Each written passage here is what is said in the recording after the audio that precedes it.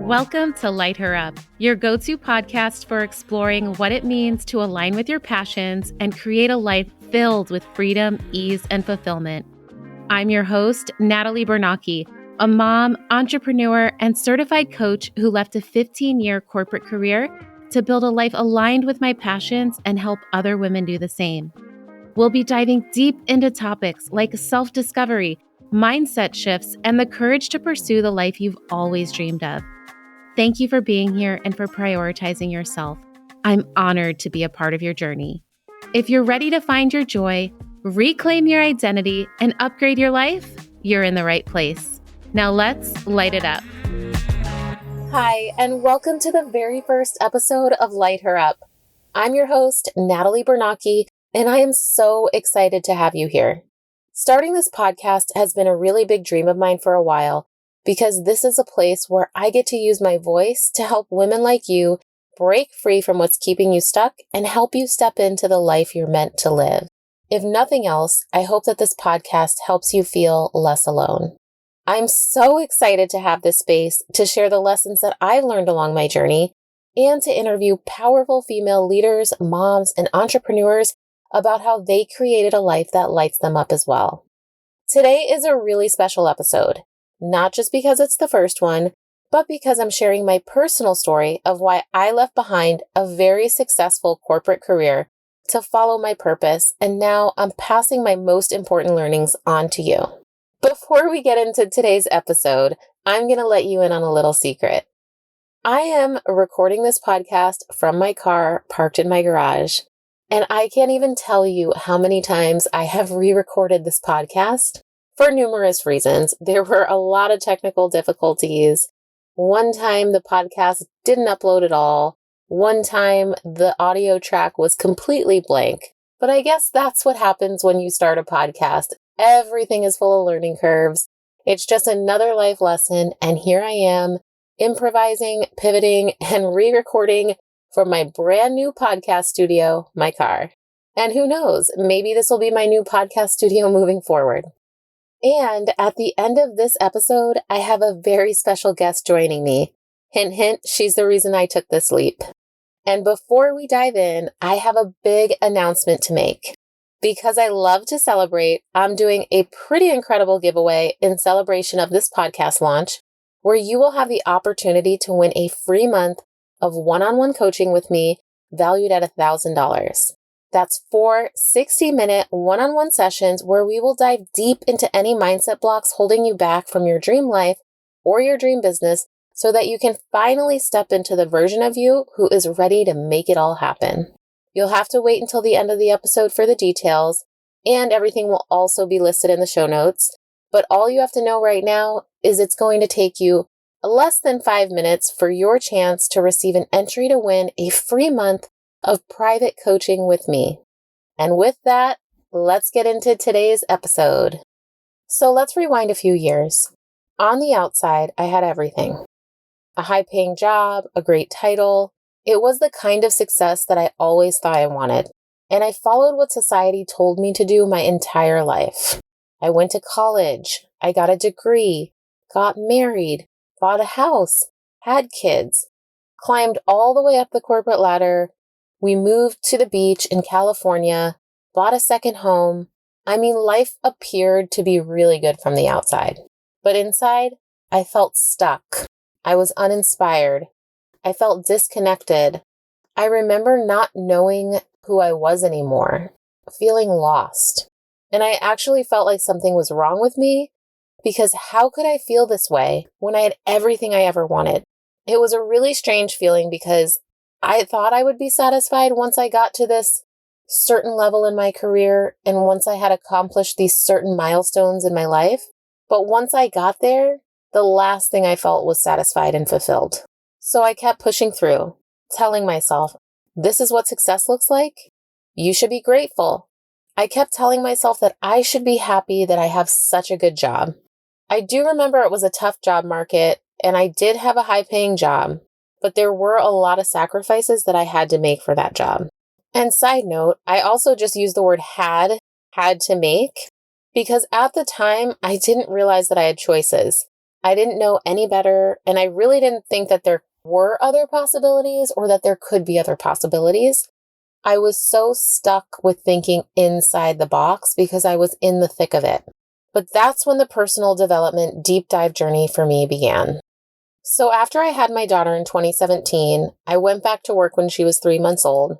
And that's pretty standard here for moms in the US. Most moms go back when their kid is 3 months old. And I remember being so devastated and absolutely not ready to go back. For the first 3 months of my daughter's life, she was colicky. So essentially every time she was awake, she was crying. And I remember when she was a couple weeks into her little life, my husband and I had taken her to a pediatrician appointment. And the pediatrician was like, "Oh, this is pretty normal. And don't worry, when she turns 3 months, that's when most babies turn a corner. They start to, not be so fussy if they're colicky and they start to smile. That's really when they turn a corner." And I kid you not, the day before I went back to work, she started smiling. That's literally when she turned the corner. The doctor was right exactly at 3 months. And that absolutely ripped me to shreds that now I would have to go into work, into an office, be away from her all day when she was finally happy. I worked in West Hollywood and I live in the South Bay here in Los Angeles. So if you're not from around here, that's only 13 miles. But in traffic, that takes like an hour and 20 minutes each way. So I would leave super early in the morning. Before 5 a.m., I would be on the road to beat the rush hour traffic so that I could leave work by 3 to beat the rush hour traffic coming home. And honestly, most of the time I left late because at that time in my life, I didn't have boundaries. I didn't know how to set them, how to honor them. And then by the time I picked up my daughter from her little daycare, it was about 5 o'clock. And that's when her witching hour started. So for those of you without kids, a witching hour is essentially the hour or two in the evening time when kids get super fussy. So then she'd go to bed at like 7, and that was repeat every day, Monday through Friday. I'd pick her up at 5. She was super fussy. She'd go to bed at 7, and then I wouldn't see her again until the next day at 5. So I was only seeing my brand new baby for 2 hours a day, during which was her witching hour. It was shitty. It was really shitty. I had postpartum depression, and now looking back, of freaking course I had postpartum depression. The first 3 months when I was with her, she was so sad. She was crying all the time when she was awake. It was like hanging out with a best friend 24/7, and they're just a really big downer. And when you hang out with someone that's a downer, they bring you down. And as soon as she turned the corner and she was happy, I was ripped away from her. So while I did actually like working and my corporate career prior to having kids, and believe it or not, I truly didn't mind that long commute either, I very quickly began to resent my job. I remember going back, they didn't even have a mommy room. Essentially, it's the room, an office that they have dedicated specifically for new moms coming back that have to pump. I believe it's like a mandatory requirement now. But they didn't have it ready when I came back. And so I would have to go pump in my car. And I would sit in this really big, dark garage in the middle of West Hollywood pumping. And I remember thinking, like, why am I here? I'm in my car alone, away from my baby, doing a job. While it pays well, it does nothing for my soul. So fast forward to 2019 when I had my son, Jackson.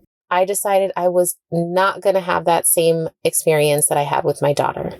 So I built up the courage to ask my boss to have a hybrid schedule so that I could at least see my kids a couple mornings during the week. Luckily, the company had matured a bit over those couple of years, and they were a bit more open to working from home. So they let me work from home 2 days a week. And while that was awesome, I got to see my kids more than I ever had before, it still tore me apart to have to go into the office majority of the week. And then, of course, 2020 hit, and that was COVID. Crazy. I will never forget when I received that email from my CEO saying the office was closing down for 2 weeks. I don't know if you all remember. I don't know what it was like in the entire United States, but in California, there was like a 2-week mandate. I believe it's literally when the entire world shut down because they predicted, oh, if we just keep everyone staying at home for 2 weeks, it'll run its course and then we can get back on with our normal lives. Well, that was Friday, March 13th, 2020, and that was my son Jackson's first birthday. And as you all know, that 2 weeks turned into almost a year for most people to be staying at home. And while I would never wish COVID or a global pandemic on anyone, there were so many silver linings. I went from barely seeing my kids to seeing them all the time, all day, every day. I had so much time to reflect on what I wanted in my life, what made me happy, what brought me joy, and also what didn't. I got to see my kids in the morning, have breakfast with them, play with them on lunch breaks, have them on work calls, watch them hit so many first milestones, especially my son when he turned 1, that whole first year, that second year of his life, essentially. I got to see so many things that I didn't get to see with my first daughter because I was in the office all day. And then once the world started to open back up and my job started to get busier again, I always had this constant worry of what if they make me go back into the office again? I also still really found myself hating my job, even after being able to do it fully remote, full time. And yeah, there were a lot of things that went into why I was so miserable at that job. But the kids truly amplified everything. And guess what? I still stayed. I kept choosing to stay in this job for 4 years beyond when I should have quit. And I should have quit for so many reasons, but I kept telling myself all of these lies. And here were some of the excuses that I would constantly tell myself. I'm not good enough to find a job I love. I'm not smart enough to start my own business. Who would ever hire me? I've been at my job for so long, I don't think I'd be able to be successful at any other company. What if I apply to jobs and nobody hires me? What if I start my own business and it fails? What if the grass isn't greener on the other side? I'm a mom of 2 small children and I work full time. When the hell am I going to have time to apply for jobs? I was so scared.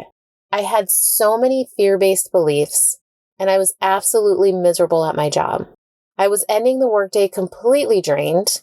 I was angry and I was resentful at my job and even worse, myself. I would come home from work. I would pick fights with my husband. I would get mad at my kids for being kids and doing kid things. It was not a good situation. I was also so stressed out from my job. The role that I had was a really demanding role and I was needed by so many people. And I remember thinking things like, damn, here I am helping all these people, but I'm not even able to help myself, let alone my own kids. I also remember thinking, oh my God, I spend more time at work on this damn computer and on Zoom calls all day than I do with my own family. The balance was completely tilted and in the wrong direction. I also felt a ton of guilt, immense guilt. I couldn't believe why I couldn't feel grateful when, again, I had finally had everything that I thought I wanted. And now I could add working from home to that list, and yet I was still unhappy. I was so upset with myself for being unhappy, and I just couldn't wrap my head around the feeling that this was it. This is what I worked so hard for. I went to school, I got a degree, I worked my ass off to get to this level in my career. Just to have kids and not be able to see them? It made no sense to me. I remember crying all the time. I was super emotional. And I remember my little 3-year-old, he was 3 at the time, Jax, he would say, Mommy, are you sad? And on days when I wasn't crying, he'd say, Mommy, are you happy now? Or are you going to cry again? And that literally broke my heart. It broke my heart to see how aware he was that I was sad. And I knew that I definitely was not doing a good job of hiding it, nor did I want to hide it anymore. Well, things got so bad and I was so stressed at my job, I actually ended up having to go on medical leave because I couldn't build up the courage to quit my job. It led to such stress, such a high level of stress, that I actually had to go on medical leave. And that medical leave was actually one of the best things for me. It gave me the space to really think about what I wanted, and being removed from that environment, it was so helpful. It gave me space and I realized, wow, I cannot go back. So I quit. I finally left a 9-year job, and it was almost like the universe had to physically squeeze me out. It literally took me needing to go on medical leave to quit because I didn't have the courage to leave myself. And I look back at that woman now, and I just can't even believe that I didn't have the courage. I didn't have the courage to do anything about my situation. I didn't realize that I had a choice to leave and that it was my choice to stay. I was 100% in a victim mindset, which, by the way, is the lowest vibrational frequency that you can be in. And I didn't have the courage to stand up for myself. So after that job, I then landed another job. It was at a startup. I had a lot of fun. I was super grateful for it. And I wanted to just try one last time to see if it was the company I was with prior that I didn't like, or if it was truly that I had another calling. So I ended up being there close to 2 years. And while I was there, my daughter, she was like 5 or 6 at the time. I was sitting in my desk chair and she came up to me and she said, "Mom, do you love your job?" And it kind of stopped me in my tracks. And I remember hesitating to answer and really having to think about that. It was like a mirror being held up to me. I mean, whoever said that kids are a reflection of you, they are not kidding. And my daughter actually looks just like me. So it was legit like I was looking at my little self in the mirror, and I was so sad. So sad to answer with, "No, I actually really don't like it." And that is when my perspective completely shifted. I realized that I had been looking at this situation completely backwards the entire time, an entire decade. It was a real light bulb moment because the way that I answered her in that moment is the way that I approach everything now. So when she asked me if I love my job, I said, "No, I don't love my job, but mommy is going to change that." And that's when I claimed my power back. That's when I decided to stop being the victim and to start creating the change that I wanted in my life. When she asked me that, I saw my little self, my little Natalie self, probably in kindergarten, 5 years old, something like that. And she was so disappointed. She wanted so much more for me. She was so sad that I didn't follow the path that led me to fulfillment.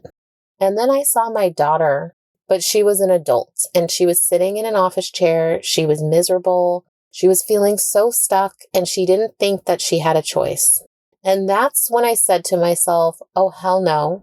I want to be the mom who they see as an empowered woman, someone who is strong and makes her own decisions, doesn't settle for misery or even mediocrity for that matter.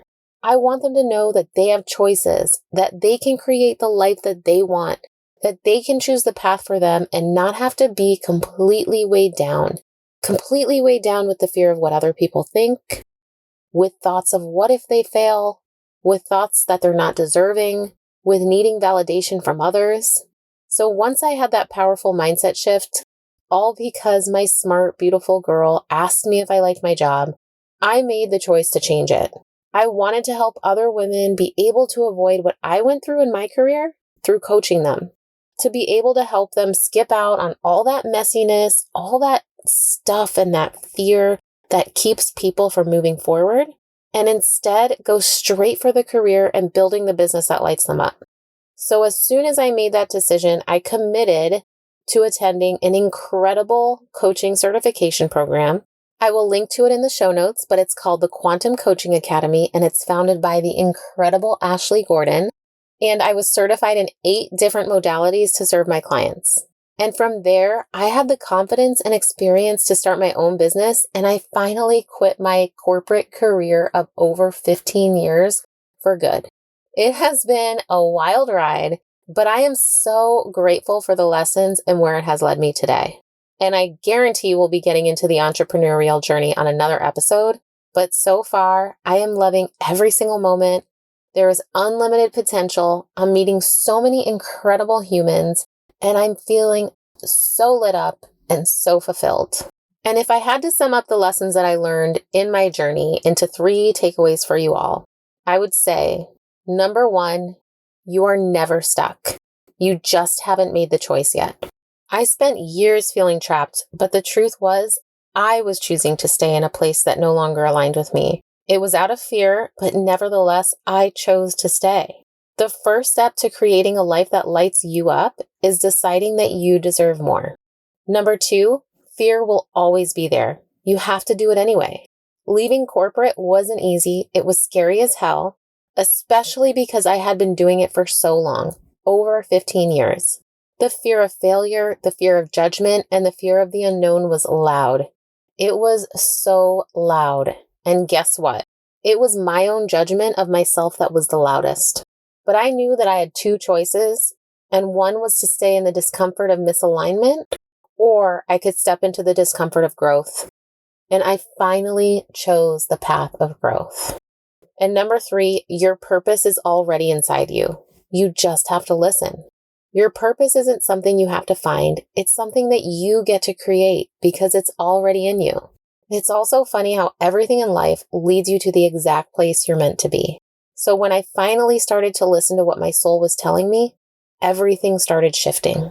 So if you remember nothing else from this episode, let it be this. You are never stuck. You always have the power to choose again. Fear is a normal part of stepping into something new. Don't let it stop you.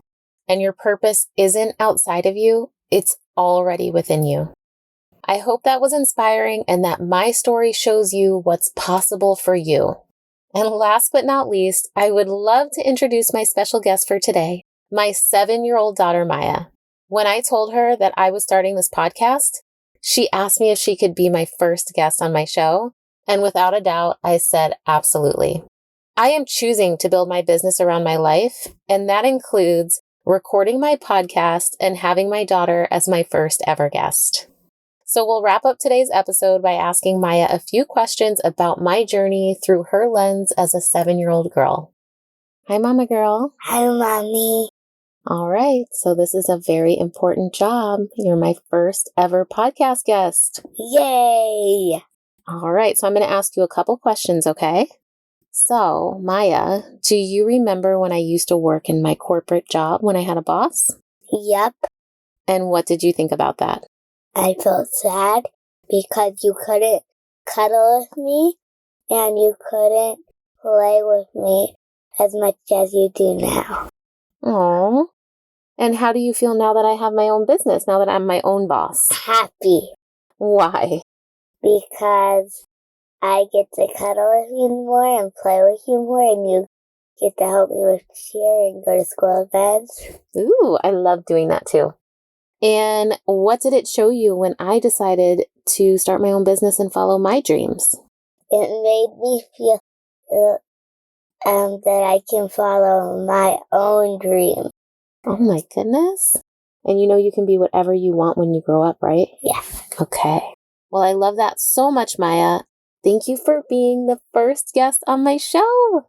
I'm so glad that you all got to meet my best girl, and I hope her perspective was helpful. And finally, I am so excited to share the details of the incredible giveaway that I'm doing to celebrate the launch of this podcast. One lucky winner will receive an entire month of private coaching. That's 4 60-minute one-on-one sessions valued at $1,000. So here's how to enter. 1, you have to listen to at least one episode, and if you're here, you can check that off your list. Subscribe and follow the show on Apple Podcasts and Spotify. Leave a rating and review on Apple Podcasts and Spotify.